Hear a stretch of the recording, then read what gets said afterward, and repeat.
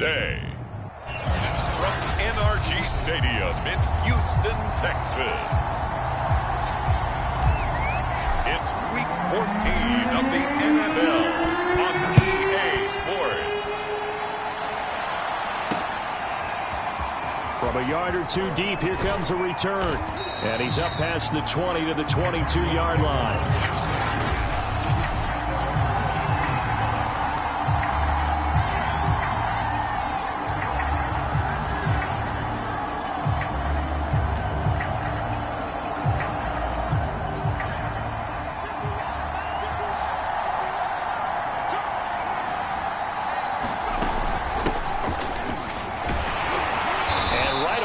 Stack him up right at the line of scrimmage. Calling no gain on the game's first play. And it's second down now. And Charles, despite this list of key inactives that we see here, they've obviously still been pretty successful. Give everyone credit for this one, because to me, when that happens, key guys are out, the next man steps up and plays well, but that starts with the organization itself, all the way through. No excuses for guys being out. Finding guys who are capable backups who can step up and play when they need them. And we've seen the results of that. This team knows how to work through things. Well, that certainly has to feel good. And it's not all the time that the play caller should get all the credit.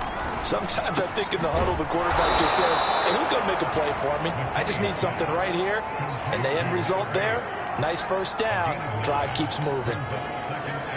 One thing we do know, he's going to get his catches. So as they move forward defensively, got to continue to focus on not giving up the big play when he does catch the ball in the secondary. Now left side, a completion to his tight end. I got a kick out of that one, partner. You and I talk often about trying to hide receivers in certain situations, but a guy of his size can't really hide him. But the tight end drag route, definitely an effective way to sneak him across the formation for an easy completion and a first down. Officially no gain on the play, and it's second down.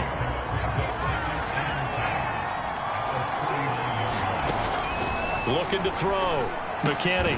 Looking left side, he's got it, complete. And he's going to be taken down with another first down as the stop's made at the Texans' 26. I don't think it's a surprise they're throwing the football early. We expected that. They told us they were going to come out firing, but 4 for 4 on the opening drive. They like that. They don't just like it, they love it. Oh, that's into a sea of bodies, and it's intercepted. Picked off at the 16. And the Texans are going to get possession here as they force the opening drive turnover. So out come the Texans for their opening drive. So the ball down to the 16 here for 1st and 10. And they will be led out by the youngster, the rookie, their QB. And he'll work this forward for about 3 at second down. Simply not much more you can ask out of your running back. Over 100 yards and the 3 touchdowns. And for an old coot like me, I loved it because he did it on the ground. A running back taking control of the game. That's what I like to see.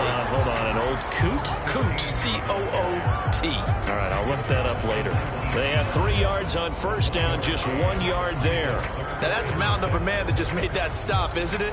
But he's more than that. This guy's nimble and quick.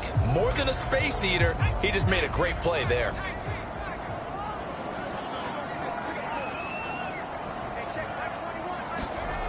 On third down, he'll drop to throw. Got a man, and he hits him in stride. And he is going to have a Texans first down as they're able to get the third down conversion. After getting that turnover on the first drive of the game, you'd hate to just stall out the momentum, go 3 and out. They're able to avoid that there. And we talk about complementary football all the time, but I think it's a little bit deeper than that. Defense went out, forced a turnover, gave the ball to the offense. It's now the offense's responsibility to pay that off for them, to show respect to them. Hey, you guys got a turnover? We appreciate it. They want to continue their drive. Here's 2nd and 10. Now a handoff here to his running back. And a good swarm to the football defensively as they get him down at about the 40. They do get a couple, but they'll be left staring at a 3rd and 8 coming up. Defensively, we always know that he is tough in run support, and I think the way that he gets there is he understands what an offense is going to do before the ball's even snapped. A great job of scouting prior to the game, then reading, reacting, and taking the right path to the ball carrier. And that is incomplete. But the pressure there on third down, forcing the errant pass. Fourth down coming up. And the punt team on now as this one's sent away. And no one there to stop it. Hits at the 8, but it carries all the way into the end zone for a touchback. Now out comes their leader and the captain of this offense back onto the field. And he had to be pleased at the start of the last drive. The offense was moving, but certainly not pleased at the end result, an interception. And every team we ever talk to at some point in the conversation, the coach, player, someone talks about, we've got to finish. We've got to finish off drives, finish off the game. There's an example there of not finishing, doing everything right, but not getting the result that you need. Officially, it's a 1-yard loss. That's going to bring up second and 11. This defense is a difficult one to prepare for, one of the best in the league.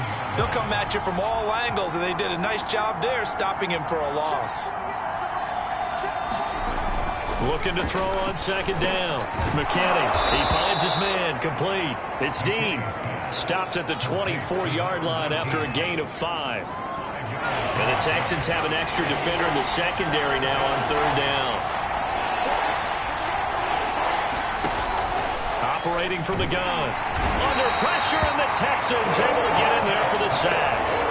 And the defense coming through on third down. A loss of 7 to bring up 4. On fourth down, J.K. Scott ready to punt it away.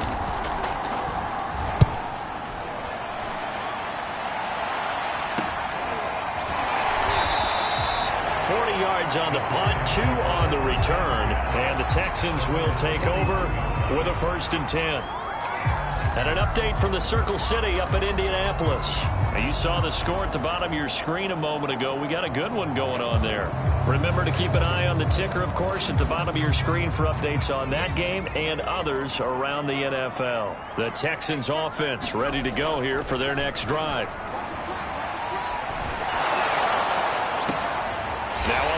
Catch, he's got it. And he's going to get this down to the 35-yard line. That's the number 2 receiver in the NFL in terms of yardage. And tell you what, a few more plays like that, he won't be number 2 for long. But that's what often happens when you have competitors running around the field. These guys know where they stand in relationship to yardage, totals, numbers, the whole deal. And let's face it, all of them, they all want to be number 1. And he'll give it here to his running back. And he'll maneuver his way forward for about 4. 2nd and 6. Well, on every play call, you realize it's not going to go for a touchdown. So a lot of your calls are setting things up for maybe later in the game, trying to establish the inside run with toughness now, hopefully get to the perimeter later. And let's face it, you could do worse than a 4-yard run on first down. 3 yards is half of what they needed. Now can they get the other 3 here on third down?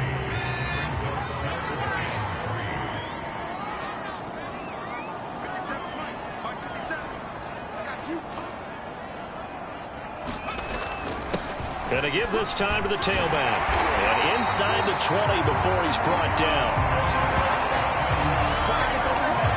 For a lot of people, MVP award means a quarterback award usually. But over 100 yards again last week, they're going to have to look his way more than once when giving out this award this season, I think. Yeah, it's not just the consistency. It's been some plays that we've seen where we talk about it for weeks thereafter. That's what we're getting out of him. Over 100 yards last week. Expects to continue that in this game, too.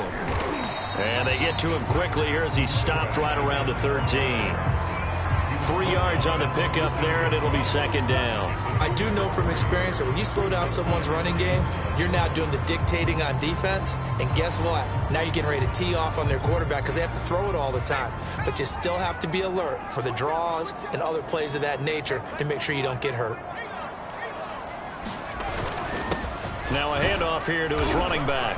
And he's going to get about 4 down inside the 10 to the 9. No score.